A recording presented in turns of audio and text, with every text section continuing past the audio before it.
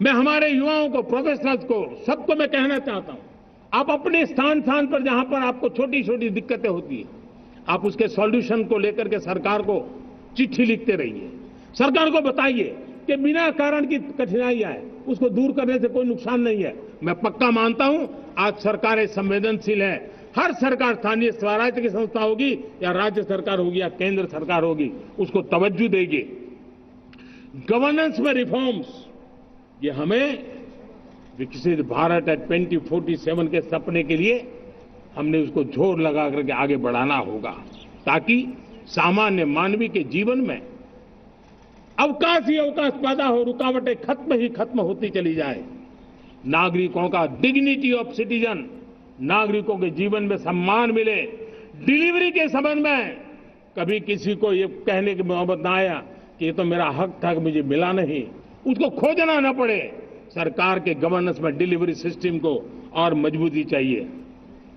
आप देखिए, देश में जब हम रिफॉर्म की बात करते हैं, आज देश में करीब करीब 3 लाख संस्थाएं काम कर रही है, चाहे पंचायत हो, नगर पंचायत हो, नगर पालिका हो, महानगर पालिका हो, यूटी हो, स्टेट हो, डिस्ट्रिक्ट हो, केंद्र, छोटी मोटी 3 लाख करीब करीब इकाइयां हैं।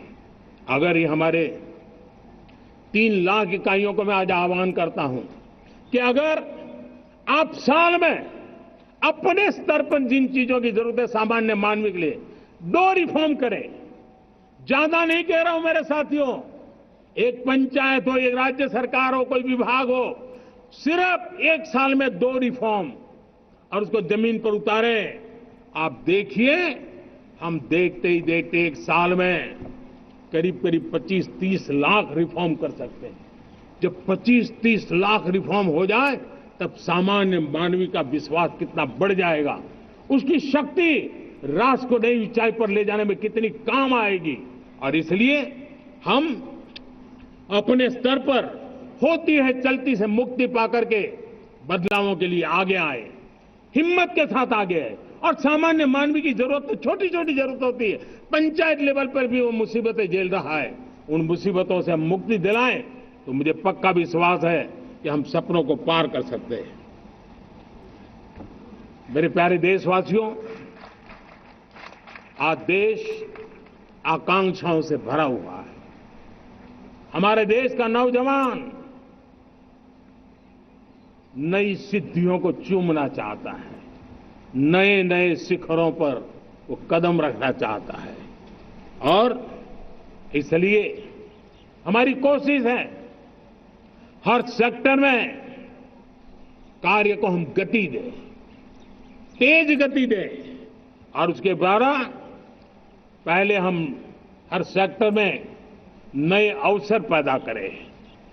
दूसरा, ये बदलती हुई व्यवस्थाओं के लिए जो सपोर्टिव इंफ्रास्ट्रक्चर चाहिए, उन इंफ्रास्ट्रक्चर पर हम बदलाव के मजबूती देने की दिशा में काम करें।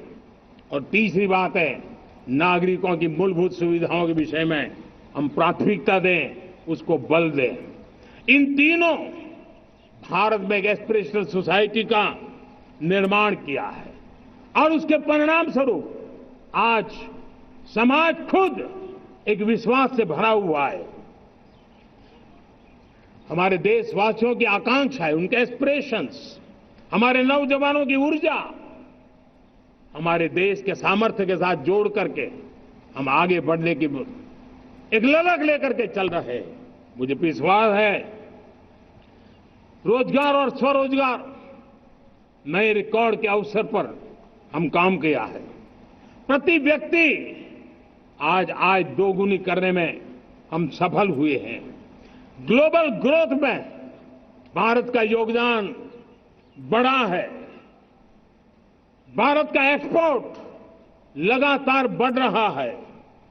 विदेशी मुद्रा भंडार लगातार बढ़ा हुआ है, पहले से 2 गुना पहुंचा है।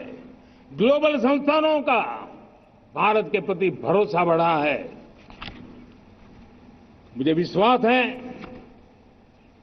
भारत की दिशा सही है, भारत की गति तेज है और भारत के सपनों में सामर्थ्य है। लेकिन इन सबके साथ संवेदनशीलता का हमारा मार्ग हमारे लिए ऊर्जा में एक नई चेतना भरता है। मम भाव हमारे कार्य की शैली है। समभाव भी चाहिए, मम भाव भी चाहिए, उसको लेकर के हम चल रहे हैं। साथियों, मैं जब कोरोना काल को याद करता हूं, कोरोना की वैश्विक महामारी के बीच सबसे तेजी से इकोनॉमी को बेहतर बनाने वाला कोई देश है तो वो देश भारत है। तब लगता है कि हमारी दिशा सही है। जब जात पात मत पंथ ऊपर उठकर हर घर तिरंगा फहराया जाता है, तब लगता है देश की दिशा सही है। आज पूरा देश तिरंगा है, हर घर तिरंगा है। न कोई जात है, न कोई पात है, न कोई ऊंच है, न कोई नीच है, सभी भारतीय है। यही तो हमारी दिशा की ताकत है। जब हम 25 करोड़ लोगों को गरीबी से बाहर निकालते हैं, तब हमारा विश्वास पक्का हो जाता है कि हमने गति को बराबर मेंटेन किया है और सपनों को साकार करना दूर नहीं है। जब 100 से अधिक आकांक्षी जिले अपने अपने राज्य के अच्छे जिलों की स्पर्धा कर रहे हैं, बराबरी करने लगे हैं, तो हमें लगता है कि हमारी दिशा और गति दोनों सामर्थ्यवान है। जब हमारे उन आदिवासी साथियों को वो मदद मिलती है, पीएम जनमन के द्वारा उनको जो योजनाएं पहुंची थी, आबादी बहुत छोटी है लेकिन बहुत दूर सुदूर इलाकों में छुटपुट परिवार रहते हैं, हमने उनको खोज के निकाला है, उनके लिए चिंता की है। तब लगता है कि संवेदनशीलता से जब काम करते हैं तब संतोष कितना मिलता है। वर्किंग वुमेन के लिए पेड मैटरनिटी लीव 12 हफ्ते से बढ़ा करके 26 हफ्ते कर देते हैं। तब सिर्फ नारी का सम्मान ही करते इतना नहीं है, नारी के प्रति संवेदनशील भाव से निर्णय करते इतना नहीं, लेकिन उसके गोद में जो बच्चा पला है ना, उसको एक उत्तम नागरिक बनाने के लिए मां की जो जरूरत है उसमें सरकार रुकावट न बने, इस संवेदनशील भावना से उस निर्णय को हम करते हैं। जब मेरे दिव्यांग भाई बहन भारतीय साइन लैंग्वेज की बात हो या तो सुगम्य भारत का अभियान हो, उसको लगता है कि अब मेरी भी डिग्निटी है, मेरे प्रति देश के नागरिक सम्मान के भाव से देखता है। और पैरालंपिक में तो हमारे खिलाड़ी नई नई ताकत दिखाने लगे हैं। तब लगता है कि ये जो मेरा मम भाव है, हम सबका मम भाव है, उसकी ताकत नजर आती है। हमारे ट्रांसजेंडर समाज के प्रति हम जिस संवेदना के साथ निर्णय बना रहे हैं, हम नए नए कानून बना रहे हैं, उनको सम्मान का जीवन देने के लिए हम प्रयास कर रहे हैं, तब बदलाव की हमारी दिशा सही दिखता है। सेवा भाव से किए गए इन कामों का, जो त्रिविध मार्गों से हम चले हुए, इन कामों का एक सीधा सीधा लाभ आज उसके परिणाम के रूप में हमें नजर आ रहा है। 60 साल बाद लगातार तीसरी बार आपने हमें देश सेवा का मौका दिया है।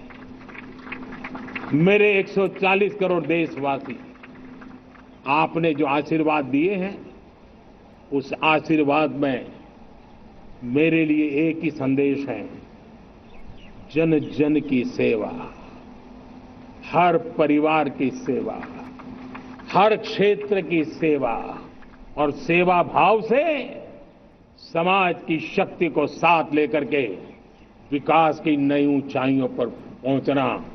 2047 विकसित भारत के सपने को लेकर के चलना, उसी एक संदेश को लेकर मैं आज लाल किले की प्राचीर से हमें आशीर्वाद देने के लिए मैं कोटि कोटि देशवासियों का सर झुका करके आभार व्यक्त करता हूं। मैं उनके प्रति नतमस्तक होता हूं और मैं उनको विश्वास दिलाता हूं कि हमें नई ऊंचाइयों को नए जोश के साथ आगे बढ़ना है। हमें सिर्फ जो हो गया है वो संतोष मान करके बैठने वाले हम लोग नहीं हैं। वो हमारे संस्कार में नहीं है। हम कुछ और करने के लिए, कुछ और आगे बढ़ने के लिए और कुछ और नई ऊंचाइयों को पार करने के लिए हम आगे बढ़ना चाहते हैं। विकास को, समृद्धि को, सपनों को साकार करने को, संकल्प को लिए जीवन खपाने को हम अपना स्वभाव बनाना चाहते हैं, देशवासियों का स्वभाव बनाना चाहते हैं। मेरे प्यारे देशवासियों,